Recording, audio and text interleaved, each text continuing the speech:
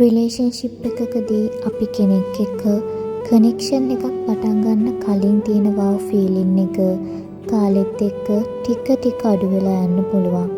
එතනින් එහාට රිලේෂන්ෂිප් එකට කලින් තිබුණ ෆැන්ටසි එක සම්පූර්ණයෙන්ම කන පිට පෙරලෙන්න පටන් ගන්නත් පුළුවන්. කමක් නැහැ. හැමදේම ටික කාලෙකින් හරියයිනේ කියලා අපි අපිවම රවට්ටගෙන ජීවිතේ වටිනම කාලේ ඒ දේවල් වෙනුවෙන් කැප කරන්නත් පුළුවන්.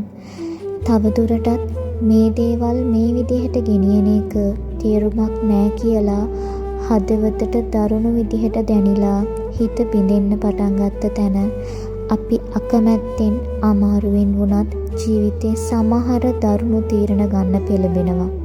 ඒ තීරණ එක්කෙනෙක්ට සාධාරණ වෙලා අනිත් කෙනාට අසාධාරණ වෙන්නත් පුළුවන්.